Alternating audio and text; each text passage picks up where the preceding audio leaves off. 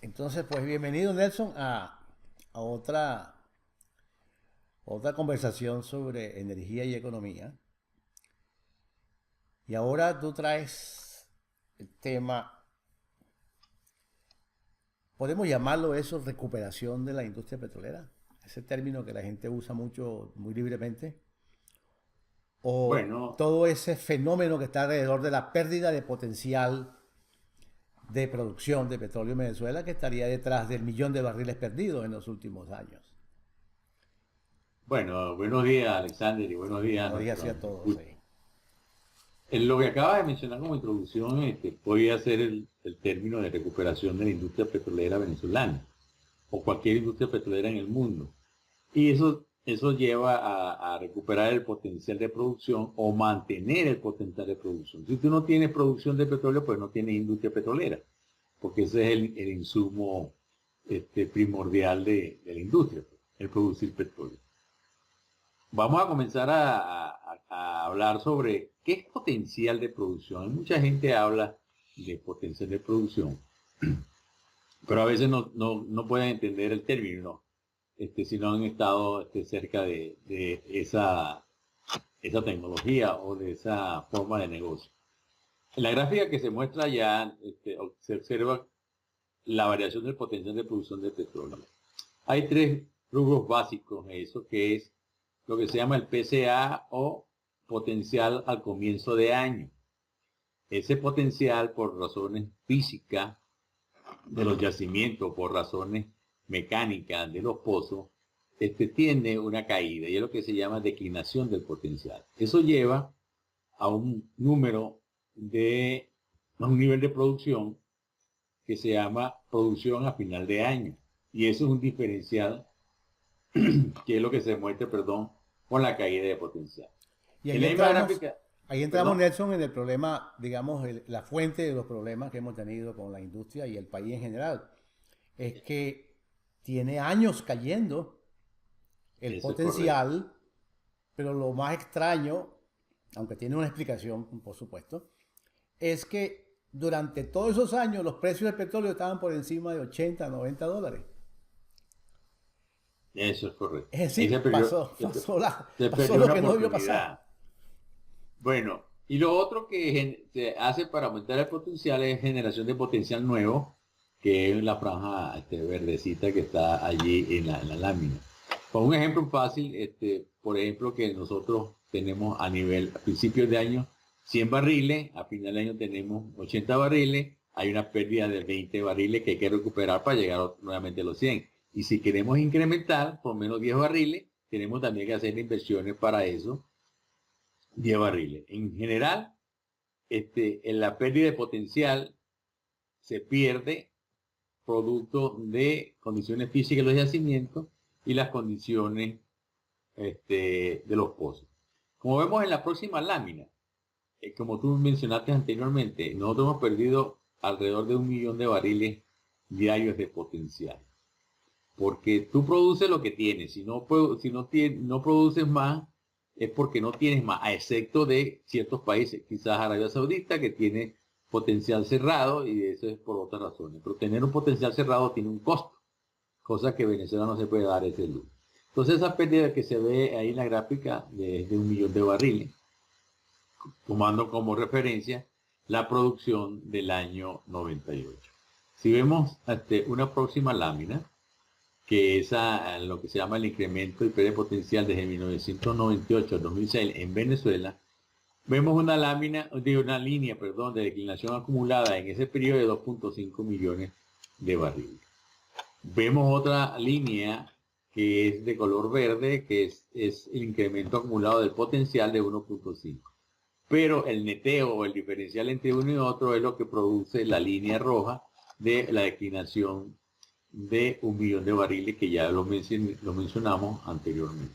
Entonces, aun cuando la industria petrolera venezolana ha hecho esfuerzos para mantener el potencial, no ha sido lo suficientemente extenso o grande de tal manera de contrarrestar dicha caída. Y esto se repercute, nuevamente repito, entre la caída de 1 millón de barriles de potencial. Pero eso tiene una explicación, digamos, una fuente causal en que el Estado, el yacimiento petrolero es fiscal. Hace muchos años, décadas atrás, se le llamaba a esto yacimientos petroleros fiscales. Inclusive en el sur todavía se usa el concepto en Argentina, se usa el concepto en Brasil y se usa el concepto en Bolivia. Dejó de usarse en México.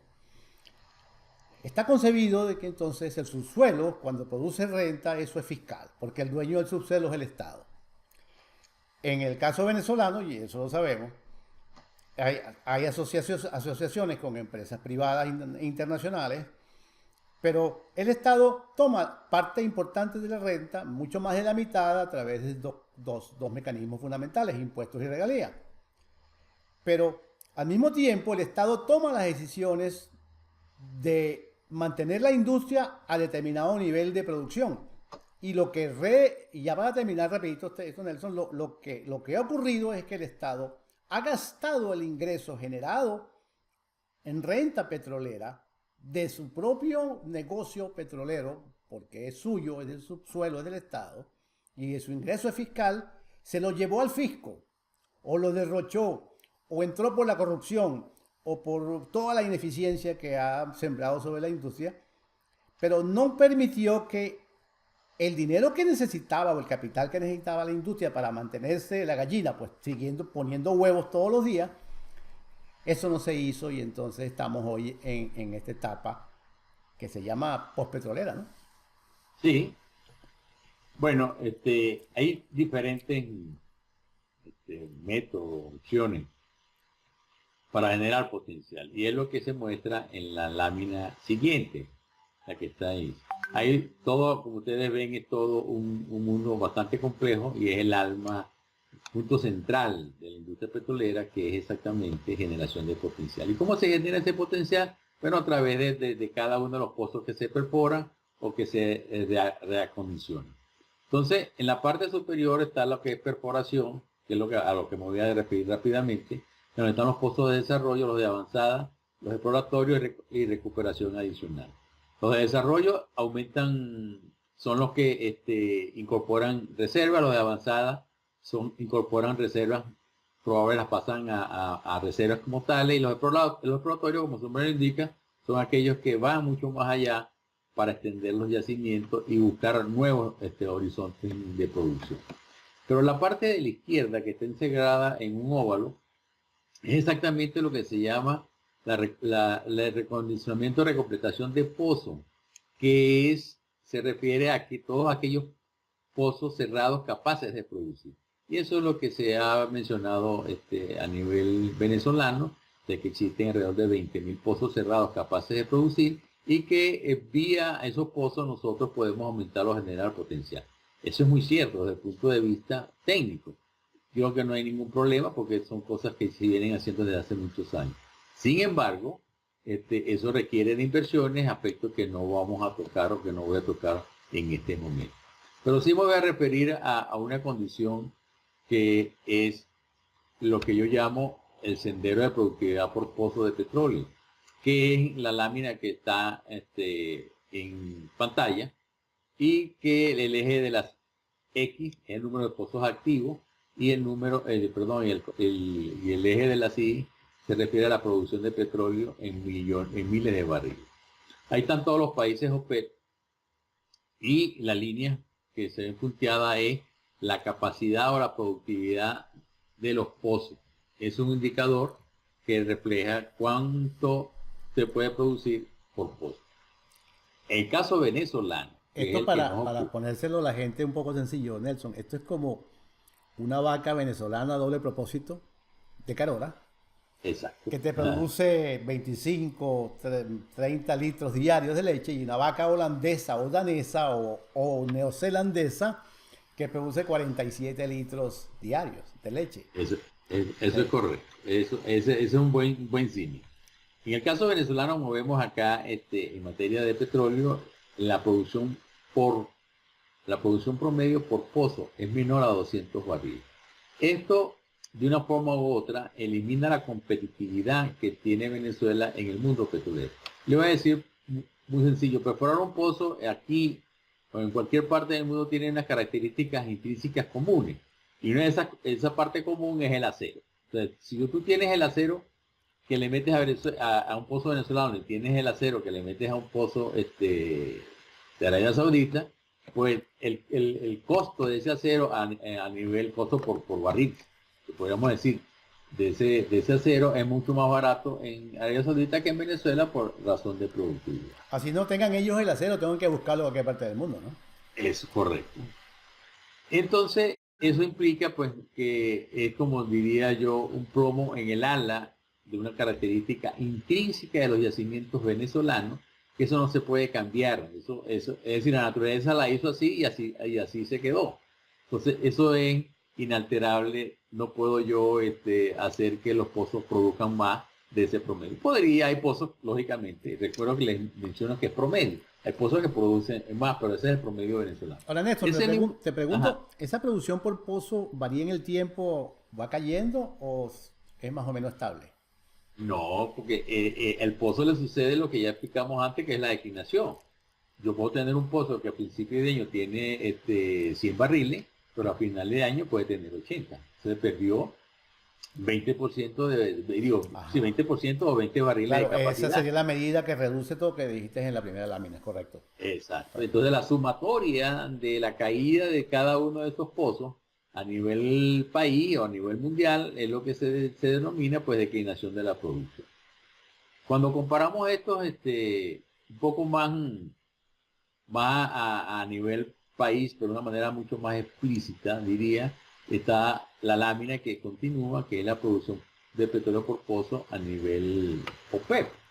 Observen ustedes que Venezuela es uno de los últimos países o los de menor productividad.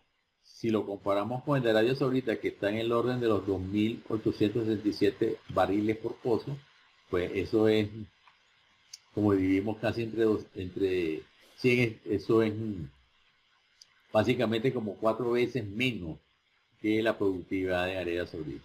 Inclusive, si nos vamos a nivel OPEP, fíjense que OPEP tiene 700 barriles de promedio de producción por pozo, mientras Venezuela sigue teniendo Sí, 300. lo curioso de esto, Nelson, es que estamos en la cola de la mediana, digamos en el cuarto percentil, de abajo hacia arriba. Nosotros, Sí, nosotros somos un país productor de petróleo que ya perdió el carácter marginal. Es decir, nosotros no le sumamos a ese acuerdo reciente que hubo con Rusia, eh, que parece que no dio resultados que el mercado esperaba que diera, de reducir la producción, en el caso de la OPEP más Rusia. En ese acuerdo nosotros no le sumamos ni le quitamos. No hacemos ningún efecto sobre ese tipo de acuerdo porque nuestro nivel de producción o nuestra capacidad de producción está realmente bueno, limitada. pero si es que si tú hablas, si lo vemos, eso que acabas de decir, si lo vemos a nivel global, si el mundo tiene una producción de 80.000 barriles, 80 millones de barriles diarios de petróleo y Venezuela lo que aportó fueron 90.000 barriles, eso es menos del 1%. Sí, sí, Eso no, no le eso da no hace cosquilla. bullying. Eso no, eso es como si no existiera, no estuviera Venezuela aportando nada. Bueno, de hecho, eso fue una excusa más para decir que Venezuela pues está produciendo cerca de los 2 millones de barriles porque está cumpliendo con la cuota OPEP. Bueno, ese es un decir. Aquí podríamos ir cerrando este capítulo y podríamos mencionar lo siguiente, que cada pozo es un paciente que atender con características disímiles. Si a un pozo no es igual a otro pozo, aun cuando estén en el mismo yacimiento. Se comportan diferentes. Eso es como el ser humano. Pues el ser humano todos tenemos unas características intrínsecas comunes, pero nuestro comportamiento es diferente y nos enfermamos de cosas distintas. Entonces, Sí. ese es exactamente el paciente. La Nelson, industria petrolera, dime. tenemos la lámina que conversábamos, era como el nudo de todo lo que es nuestro futuro petrolero. Todo el esfuerzo que hay que hacer si es que hay recursos. Que es la lámina de la declinación y el incremento. Bueno, esa la vamos a ver ¿La dejamos para el segundo video después de este o lo hacemos ahora? ¿Qué tú dices? No, vamos a hacerlo en una segunda parte. Ajá. Y Bueno, entonces, pues, entonces, bueno, este, nosotros hemos decidido, el tema este es prácticamente el corazón de lo que está ocurriendo, o el nervio, pues, motor de lo que está ocurriendo con la industria petrolera venezolana, nuestra capacidad de recuperarnos, si es que la tenemos, y las exigencias financieras que esto requiere. Hemos dividido entonces en dos momentos. Este primer momento, que nos acaba de terminar Nelson, con el enfermo, el pozo enfermo, ¿no? sí. Ajá. Y entonces dejamos para el próximo video. Entonces con esto nos despedimos, Nelson. Bueno, hasta una próxima oportunidad y seguiremos evangelizando en materia de economía. Así que la gente por lo menos vaya aprendiendo de qué es lo que ha ocurrido y por qué hemos llegado a este estado de cosas.